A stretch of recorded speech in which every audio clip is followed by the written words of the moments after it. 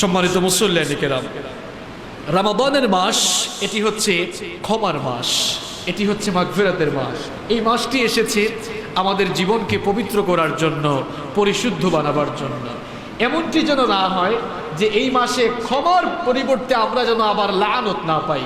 কারণ বিশ্বনবী বলেছেন, ওই ব্যক্তির উপরে লানত, ওই ব্যক্তির নাক ধুলায় দূষিত হয়ে যাক, ওই ব্যক্তি ধ্বংস হয়ে যাক যেই ব্যক্তি রমাদানের মতো মুবারক একটি মাস পেল আর রমাদান আল করিম পাওয়ার পরে সে তার জীবনের গুনাহগুলো মাফ করাতে পারল না, ওই ব্যক্তি ধ্বংস হয়ে যাক। নাউযু বিল্লাহি মিন যালিক। এজন্য আমরা ধ্বংসপ্রাপ্ত বান্দাদের মধ্যে শামিল হতে চাই না, আমরা অবশ্যই ক্ষমাপ্রাপ্ত বান্দাদের মধ্যে শামিল হতে চাই। আমরা যদি রমাদান আল করিমের রহমত বরকত লাভে ধন্য হতে চাই, তাহলে আমাদের রমাদান মাসটাকে জন্য যথাযথ ব্যবহারের জন্য রমাদান আসার আগেই আমাদেরকে সুন্দর একটি প্রস্তুতি গ্রহণ করতে হবে। বাসায় মেহমান আসার আগে আপনি যেভাবে মেহমান থাকার জন্য মেহমানের বেডরুম, আপনার গেস্ট রুম, ড্রয়িং রুম মেহমান আসার আগেই সাজান নাকি আসার পরে সাজান? মেহমান আসার আগে থেকেই সাজান। আপনার বাসায় মেহমান আসার আগে থেকেই, মেহমান আসার আগেই মেহমানকে আপ্যায়নের জন্য আপনি বাজারে গিয়ে অনেক ধরনের বাজার করে নিয়ে আসেন। আবার মেহমান যত বেশি গুরুত্বপূর্ণ হন, আয়োজনটা বা প্রস্তুতিটা তত বেশি ঝাঁকজমকপূর্ণ হয়ে থাকে। ফর এক্সাম্পল, বাংলাদেশের প্রধানমন্ত্রী যদি চট্টগ্রামে আসেন আগামী সপ্তাহে, তাহলে উনি চট্টগ্রামে আসার এক সপ্তাহ না, আরও বেশ আগে থেকেই এক ধরনের প্রস্তুতি শুরু হয়ে যায়। সরকারের যত কর্মকর্তা রয়েছেন সবাই প্রস্তুতি আগে থেকেই নিতে থাকেন, কারণ সরকারের প্রধানমন্ত্রী আসতেছেন, এজন্য আগে থেকেই একটা প্রস্তুতি শুরু হয়ে যায়। তাহলে বোঝা গেল মেহমান যত বেশি গুরুত্বপূর্ণ হন, অতিথি যত বেশি গুরুত্বপূর্ণ হন, প্রস্তুতি তত বেশি গর্জিয়াস হয়, ঠিক কিনা? তাহলে বছরের মধ্যে 12 মাসের মধ্যে সর্বশ্রেষ্ঠ মাস রমাদান আল করিম আমাদের সামনে সমাগত হয়েছে। তাহলে রমাদান আল করিমকে সামনে রেখে আমাদের প্রস্তুতি কেমন হওয়া দরকার, আমাদেরও একটু চিন্তা করার দরকার আছে না নাই? কথা বলেন, দরকার আছে না নাই? দুঃখজনক হলেও সত্য, আমাদের সমাজে রমাদান আল করিমকে সামনে রেখে প্রস্তুতির যে চিত্র আমরা দেখতে পাই তা অনেকটা এরকম। রাজনৈতিক ব্যক্তিবর্গ যারা আছেন, যারা রাজনীতির সাথে সম্পৃক্ত, বিভিন্ন পলিটিক্যাল পার্টি করেন, তাদের রমাদানের এক ধরনের প্রস্তুতি থাকে। কিরকম? রমাদান মাসে যেহেতু সভা সমাবেশ করা যায় না, মানববন্ধন করা যায় না, মিছিল মিটিং করা যায় না, এই জন্য রমাদান মাসে রাজনৈতিক কর্মসূচি বাস্তবায়নের জন্য মিছিল মিটিং, মানববন্ধন, সভা সমাবেশের পরিবর্তে তারা ইফতার পার্টির আয়োজন করে, ইফতার পার্টির নাম করে রাজনৈতিক কর্মসূচিগুলো তারা বাস্তবায়ন করে থাকেন, ঠিক না বেঠিক? এই জন্য তারা রমাদান মাস আসার আগে থেকেই কোন দিন কাদের সম্মানে ইফতার পার্টির আয়োজন করবেন আগে থেকেই তারা একটা প্ল্যান তৈরি করে ফেলেন। এটা হচ্ছে রাজনৈতিক দলসমূহের রমাদানের প্রস্তুতি। যারা মিডিয়ার সঙ্গে কাজ করছেন, বিভিন্ন চ্যানেল, তাদেরও রমাদানের একটা প্রস্তুতি থাকে। রমাদান আসার আগে থেকেই তারা রমাদান মাসে বিভিন্ন ইসলামিক প্রোগ্রাম মানুষকে দেখাবার জন্য তারাও রেকর্ডিং এর কাজ শেষ করে ফেলে। সাহরির আগে কোন প্রোগ্রাম দেখাবে, ইফতারের আগে কোন প্রোগ্রাম দেখাবে, দেখেন না পিএইচপি কোরআনের আলো, এই ধরনের প্রোগ্রাম আছে না নেই? এগুলো দেখাবার জন্য তারা আগে থেকেই রেকর্ডিং এর কাজ সেরে ফেলে। এগুলো ইতিবাচক, পজিটিভ সাইড, এটা ভালো। কারণ এগুলো দেখলে পরে মানুষ সিয়াম সম্পর্কে, কিয়াম সম্পর্কে, রমাদান সম্পর্কে জ্ঞান লাভ করতে পারবে। কিন্তু সিনেমাওয়ালা আর নাটকওয়ালারা, তাদের তো প্রস্তুতি থাকে ভিন্ন রকমের। তারা রমাদান আসার কয়েক মাস আগে থেকেই প্রস্তুতি নেয় যে এবারের রমজানের ঈদে কোন নাটক আর কোন সিনেমা মুক্তি পাবে এবং ঈদের কততম দিনে কোন নাটক বা কোন সিনেমা তারা সম্প্রচার করবে, এটা কয়েক মাস আগে থেকেই তারা এর প্রস্তুতি নিতে থাকে, ঠিক কিনা? এটা হচ্ছে মিডিয়ার ভাইদের প্রস্তুতি।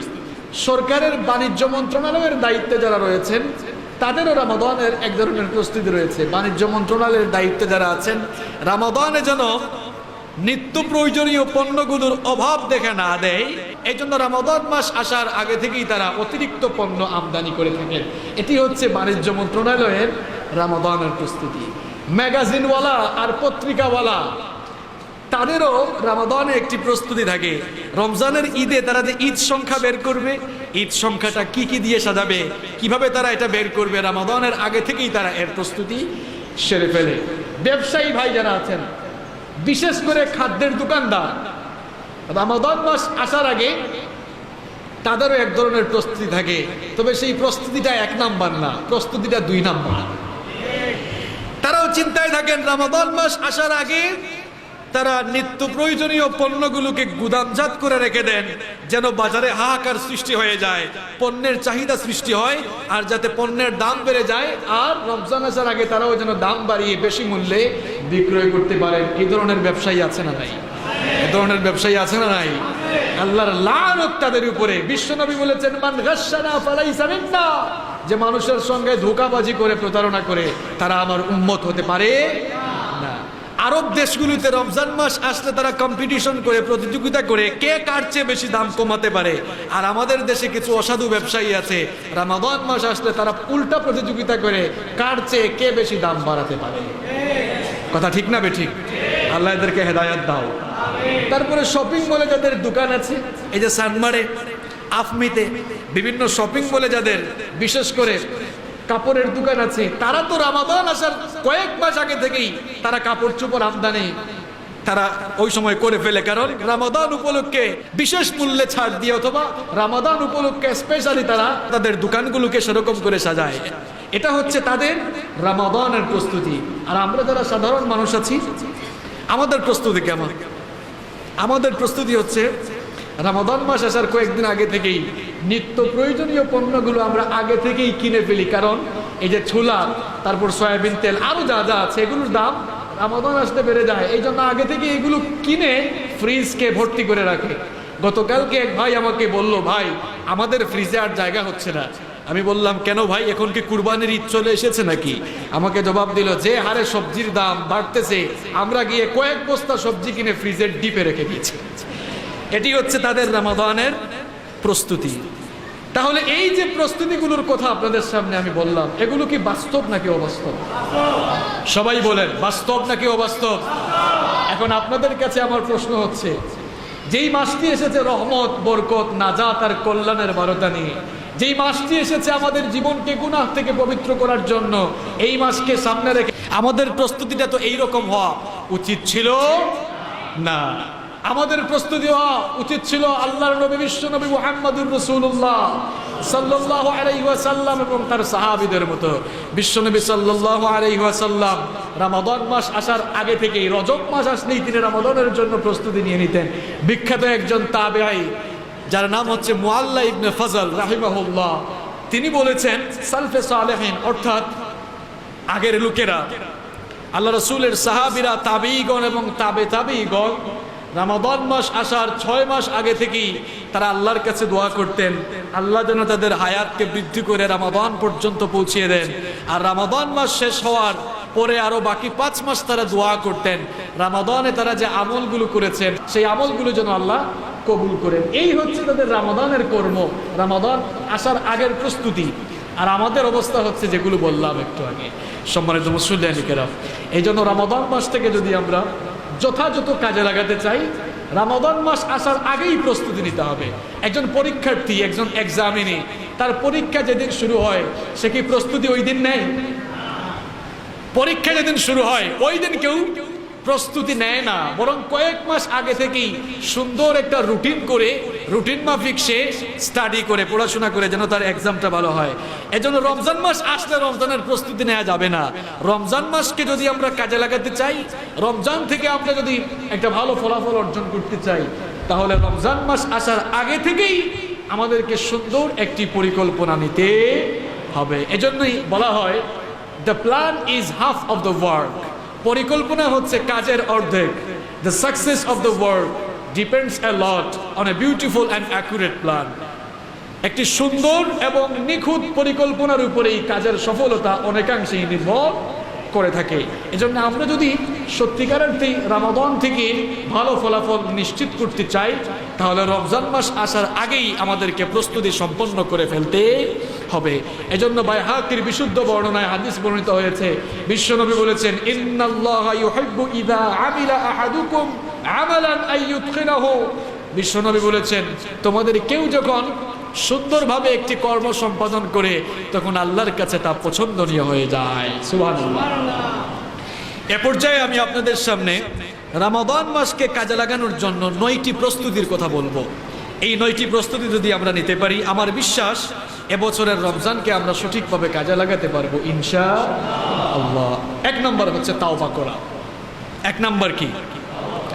সবাই বলেন 1 নম্বর কি? তাওবা করা। তাওবা মানে হচ্ছে ফিরে আসা, গুনাহের জন্য আল্লাহর কাছে ক্ষমা চাওয়া। আমরা যারা সাধারণ মানুষ আছি, নবী রাসূলগণ ব্যতীত এই পৃথিবীর সকল মানুষের আমলনামা পাপ পুণ্যে মিশ্রিত। আমরা কেউ গুনাহ থেকে মুক্ত নই, কারণ শয়তান আমাদের চাইতে বয়সেও বড়, বুদ্ধিতেও বড়। কথা ঠিক না বেঠিক? শয়তানের বয়স আমাদের চেয়ে কম না বেশি? শয়তানের বুদ্ধি আমাদের চেয়ে কম না বেশি? শয়তান আমাদের চেয়ে বয়সেও বড়, বুদ্ধিতেও বড়। শয়তানের সাথে আমরা কুলাতে পারি না।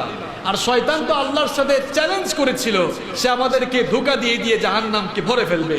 এজন্য শয়তান প্রতিনিয়ত ওয়াসওয়াসা দিয়ে দিয়ে আমাদেরকে জাহান্নামের দিকে ধাবিত করতে চায়। এজন্যে আমাদের আমলনামা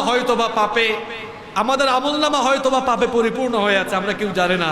রমাদান মাস যেহেতু ক্ষমার মাস, নাজাতের মাস, আমরা যদি এই মাসে আল্লাহর মার্সি এবং ব্লেসিংস লাভ করতে চাই, তাহলে রমজান মাসের আগে থেকেই ক্ষমা লাভের যোগ্য বানাতে হবে নিজেকে।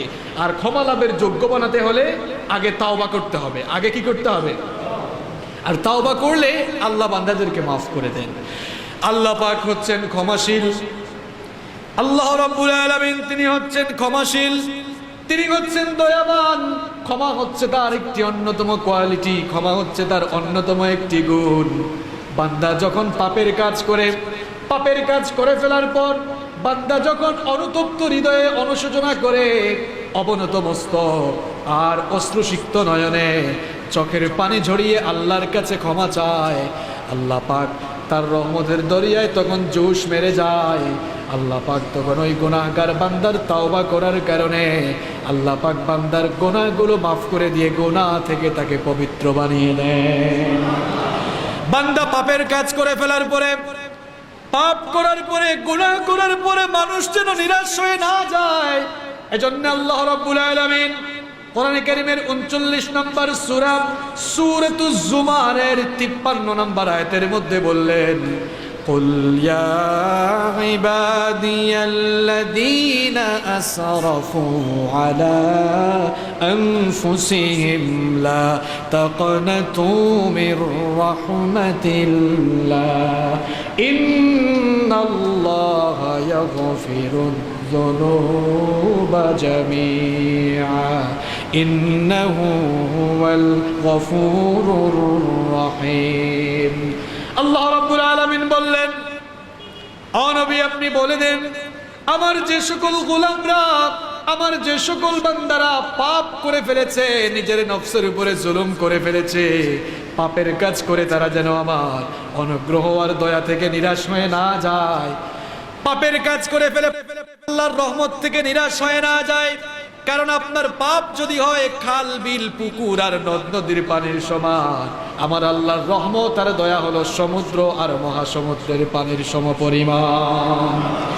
আপনার পাপ যদি হয় পাহাড় সমপরিমাণ, আপনার গুনাহ যদি হয় পাহাড় সমপরিমাণ, একথা জেনে রাখা দরকার, আমার আল্লাহর দয়া হলো আকাশ সমপরিমাণ। এজন্য পাপ করে ফেললে অনুতপ্ত হয়ে, অনুশোচনা করে, অনুতপ্ত হৃদয়ে, অশ্রুসিক্ত নয়নে আর অবনত মস্তকে বান্দা যখন আল্লাহর কাছে মাফ চায়, আল্লাহ পাক বান্দাকে মাফ করে দেন। আল্লাহর নবী মূসা আলাইহিস সালাম তিনি আল্লাহর সঙ্গে কথা বলতেন। একদিন তিনি আল্লাহর কাছে প্রশ্ন করলেন, ওগো আল্লাহ, আমার উম্মতের সবচাইতে খারাপ লোকটাকে আমি দেখতে চাই, আমার উম্মতের সবচাইতে খারাপ মানুষটাকে আমাকে তুমি দেখাও।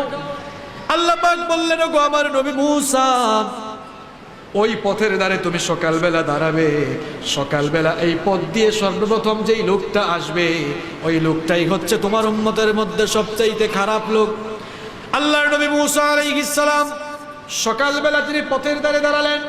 পথের ধারে তিনি যখন দাঁড়ালেন, তিনি সকালবেলা দেখতে পেলেন একটা লোক তার একটা ছেলেকে কোলে নিয়ে এই পথ দিয়ে আসতেছে।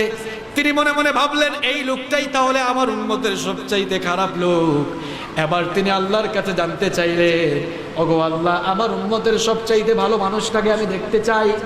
আল্লাহ পাক বললেন, এই পথেই তুমি দাঁড়িয়ে থাকো। সন্ধ্যাবেলায় এই পথ দিয়ে যেই ব্যক্তি প্রথম আসবে সেই হচ্ছে তোমার উম্মতের মধ্যে সবচাইতে ভালো লোক। তিনি আবার পথের ধারে দাঁড়িয়ে রইলেন। দেখতে পেলেন সন্ধ্যাবেলা ওই লোকটাই ফিরে আসতেছে, যেই লোকটা সকালবেলা তার ছেলেকে কুলে নিয়ে এই রাস্তা দিয়ে গিয়েছিল। আল্লাহর নবী মুসা আলাইহিস সালাম ব্যাপারটি তিনি বুঝতে পারলেন না। তিনি আল্লাহর কাছে প্রশ্ন করলেন, ও আল্লাহ, বুঝতে পারলাম না সকালবেলা যেই লোকটা আমার উম্মতের সবচাইতে খারাপ মানুষ ছিল, বিকেলবেলা সন্ধ্যাবেলা ওই লোকটা কি করে আবার আমার উম্মতের সবচাইতে ভালো মানুষ হয়ে যায়? আল্লাহ পাক তখন বললেন, ওগো আমার নবী মুসা, সকালবেলা এই লোকটা তার ছেলেকে কোলে নিয়ে তোমার পাশ দিয়ে অতিক্রম করে সে যখন একটি বিরাট জঙ্গলে প্রবেশ করলো, তার ছেলে তার কাছে প্রশ্ন করলো, ওগো আমার বাবা, এই জঙ্গলটা কত বড়? বাপ তার ছেলেকে জবাব দিল, জঙ্গলটা তো বিশাল বড়। ছেলে তখন বাবাকে বলল, এই জঙ্গলের চেয়ে কি আর বড় কিছু নাই নাকি?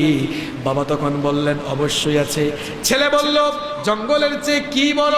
বাবা বলল, জঙ্গলের চেয়ে ওই যে তুমি পাহাড় দেখো, পাহাড়টা জঙ্গলের চাইতেও বড়। ছেলে তখন বলল, গো আমার বাবা, ওই পাহাড়ের চেয়ে বড় কি কোনো জিনিস আছে নাকি? বাবা বলল, অবশ্যই আছে, পাহাড়ের চাইতে আকাশ বড়। এবার ছেলে বাবাকে বলল, আকাশের চেয়ে আর কিছু বড় আছে নাকি? তখন বাবা বলল, আকাশের চেয়ে আমার পাপের পরিমাণ আরো বড়। ছেলে তখন বাপকে প্রশ্ন করলো, গো আমার বাবা, আপনার পাপের চেয়ে কি আর কোনো কিছু বড় নাই নাকি? ওই লোকটা তখন চুপ হয়ে গেল। চুপ হয়ে যাওয়ার পরে চোখের পানি ছেড়ে দিয়ে চিৎকার করে বলল, গো আমার ছেলে, আমার পাপের চাইতে আল্লাহর রহমতের পরিমাণ আরো বড়। সুবহানাল্লাহ। আল্লাহ পাক মুসা আলাইহিস সালামকে বললেন, গো আমার নবী মুসা, আমার এই গোলাম, তার অনুতপ্ত, তার অনুশোচনা আমার কাছে এত ভালো লেগেছে। ওই লোকটা আমার রহমত সম্পর্কে এত ভালো ধারণা করেছে। সে অনুতপ্ত হৃদয় নিয়ে অশ্রুসিক্ত নয়নে অবনত মস্তকে যখন আমার দয়া, আমার রহমতের করুণা করে চোখের পানি ফেলেছে, আমি আল্লাহ পাক তখন আমার এই গোলামকে মাফ করে দিয়ে তোমার উম্মতের সবচাইতে খারাপ মানুষটাকে গুনাহ মাফ করে দিয়ে সবচাইতে ভালো মানুষ বানিয়ে দিলাম। এই জন্য পাপ করে ফেললে বান্দা যেন নিরাশ হয়ে না যায়, বান্দা যেন আল্লাহর কাছে তাওবা করে।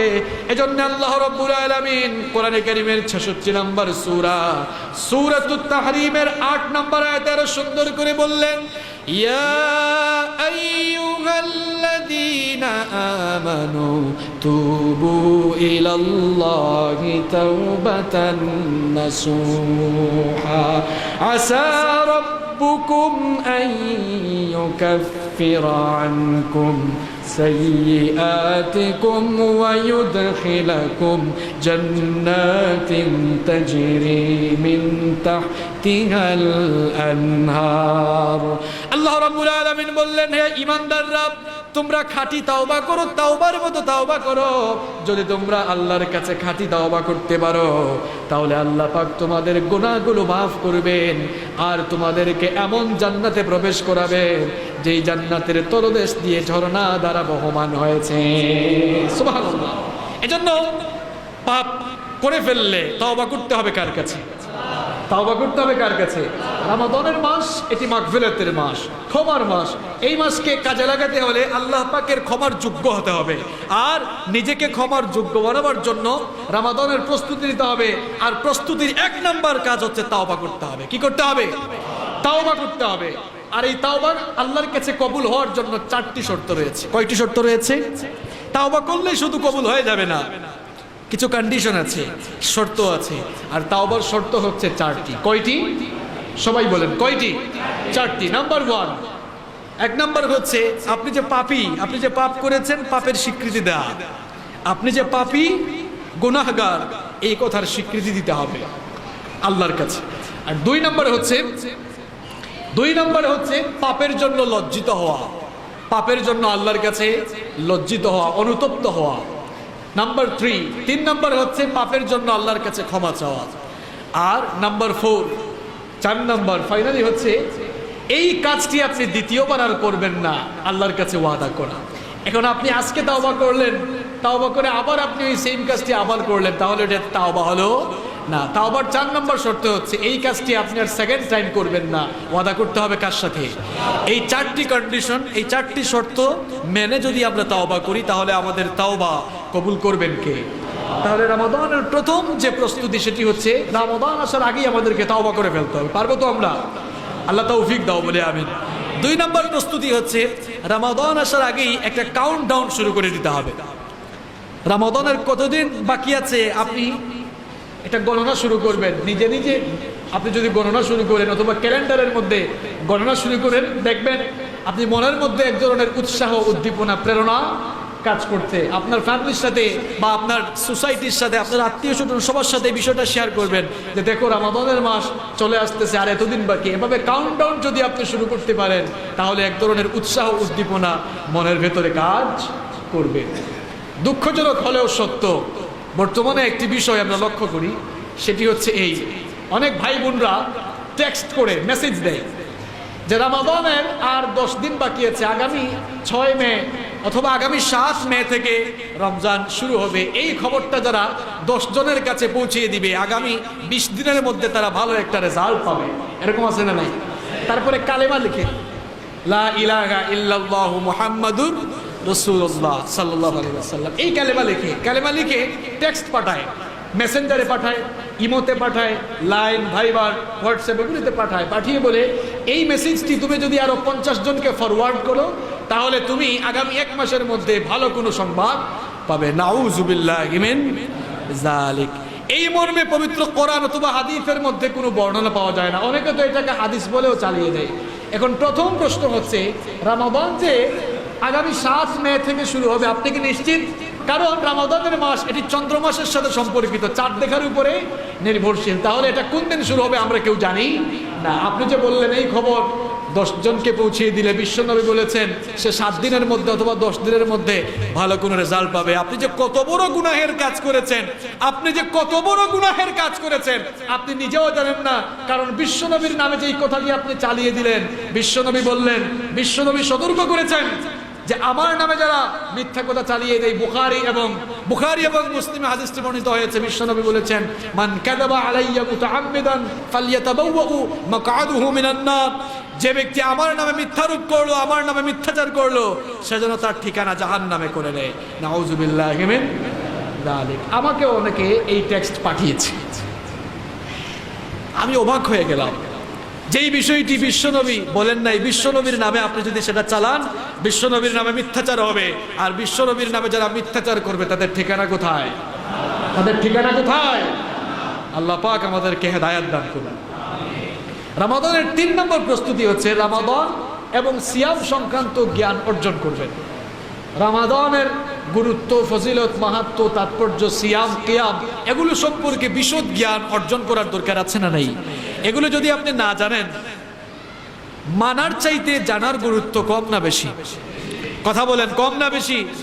আপনি যদি না জানেন তাহলে পালন করবেন কেমনে? এই জন্য মানার চেয়ে জানার গুরুত্ব বেশি। আপনি যখন রমাদান সম্পর্কিত জ্ঞানগুলো অর্জন করবেন তখন রমাদান মাস থেকে যথাযথ কাজে লাগানো যাবে ইনশাআল্লাহ। 4 নম্বর হচ্ছে রমাদান মাসটাকে ফলপ্রসূ করতে হলে আপনার অন্তরের ভেতরে আপনি এই ফিলিংসটা রাখবেন যে এই রমাদান এটি হচ্ছে আমার জীবনের শেষ রমাদান। এই ফিলিংসটা আমাদের কতজনের অন্তরে আছে বলেন? এই রমাদান এটি হচ্ছে আমার জীবনের শেষ রমাদান, আগামী বছর আমরা বেঁচে থাকবো আর আগামী বছরের রমাদান পাবো, এমন গ্যারান্টি কি আছে? বিগত বছর আমাদের সাথে কত মানুষ ছিলেন রমাদানের মাসে, এই বছর তারা দুনিয়া থেকে বিয়োগ হয়ে গিয়েছেন। আমরাও তো কে কখন চলে যাব কেউ জানি না। এই জন্য যদি আপনার অন্তরে এই ফিলিংস থাকে যে এই বছরের রমাদান এটি হচ্ছে আমার জীবনের শেষ রমাদান, তাহলে আমরা রমাদানের মাসটাকে যথাযথ কাজে লাগাতে পারবো ইনশাআল্লাহ। 5 নম্বর হচ্ছে রমাদান আসার আগে থেকে রিহার্সাল, অনুশীলন, চর্চা শুরু করে দিতে হবে। যেই চর্চা বিশ্বনবী করতেন, তিনি রজব মাস আসলেই রমাদানের জন্য প্রস্তুতি শুরু করে দিতেন। তিনি রজব শাবানে ইবাদত বন্দেগীর জন্য কবর বেঁধে লেগে যেতেন, বেশি বেশি নফল রোজা, নফল ইবাদত তিনি পালন করতেন। বিশ্বনবী সাল্লাল্লাহু আলাইহি ওয়াসাল্লাম এই যে শাবানের মাস চলছে, শাবানের মাসে তিনি সবচেয়ে বেশি রোজা রাখতেন। আম্মা জান আয়েশা বলেছেন, আল্লাহর নবী রমাদানের মাস ছাড়া অন্য কোনো মাসে পুরো মাস রোজা রাখেন নাই, আবার আল্লাহর নবী শাবানের মাস ছাড়া অন্য কোনো মাসে এত বেশি রোজা রাখেন নাই। সুবহানাল্লাহ। বিশ্বনবীকে জিজ্ঞেস করা হলো, গো আল্লাহর নবী, শাবানের মাসে আপনি এত বেশি রোজা রাখেন কেন? বিশ্বনবী বললেন, তোমরা কি জানো না, ওয়া হুয়া শাহরুন তুরফাউ ফীহিল আ'মালু ইলা রাব্বিল আলামিন ফাউহিব্বু আন ইউরফা আমালি ওয়া আনা সাইমুন। তোমরা কি জানো না, শাবানের মাস এটি হচ্ছে সেই মাস, এই মাসে বান্দার বার্ষিক আমলনামার রিপোর্ট আল্লাহর সামনে পেশ করা হয়। আর আমি পছন্দ করি ফাউহিব্বু আন ইউরফা আমালি ওয়া আনা সাইমুন, আমি পছন্দ করি আমার আমলনামার বার্ষিক রিপোর্ট আল্লাহর সামনে যেন এমন অবস্থায় পেশ করা হয় যখন আমি রোজাদার ছিলাম। সুবহানাল্লাহ। আপনি একটা কোম্পানিতে চাকরি করেন, প্রত্যেকদিনই আপনি হার্ড ওয়ার্ক করেন, কিন্তু হঠাৎ করে একদিন কোম্পানির মালিক পরিদর্শনে আসবেন, আর সেই দিনই আপনি ক্যান্টিনে বসে, তাহলে আপনার প্রতি মালিকের ধারণা পজিটিভ থাকবে নাকি নেগেটিভ থাকবে? নেগেটিভ থাকবে। আমাদের বার্ষিক আমলনামা আল্লাহর সামনে যখন আমলনামার বার্ষিক রিপোর্ট পেশ করা হয়, তখন যদি আমরা গাফেল অবস্থায় থাকি, এই ব্যাপারটা কি ভালো হয়? নাকি তখন যদি আমরা রোজাদার অবস্থায় থাকি, তখন আল্লাহ কি হবে? খুশি হয়ে যাবেন। এই জন্য বিশ্বনবী বললেন যে তখন আমি রোজা অবস্থায় থাকি যেন আল্লাহ খুশি হয়ে যান, কারণ রোজাই হচ্ছে একমাত্র ইবাদত, যে ইবাদতে আল্লাহ এত বেশি খুশি হন, যে ইবাদতের প্রতিদান আল্লাহ পাক নিজ হাতে বান্দাকে দান করেন। সুবহানাল্লাহ। এই জন্য রমাদান মাস আসার আগে থেকেই রিহার্সেল শুরু করতে হবে, এই মাসে বেশি বেশি নফল সিয়াম, নফল ইবাদত পালন করতে হবে। আল্লাহ তৌফিক দাও। 6 নম্বর প্রস্তুতি হচ্ছে বেশি বেশি ইবাদতের মানসিকতা আমাদেরকে তৈরি করতে হবে। 7 নম্বর হচ্ছে বিগত বছরের রোজা যদি আমাদের কারো কাজা থাকে, তাহলে সেই কাজা রোজাগুলো আদায় করে ফেলতে হবে। 8 নম্বর হচ্ছে এবছরের রমাদান, এই মাসটিকে আমরা আমাদের আত্মগঠনের মাস হিসাবে গ্রহণ করব।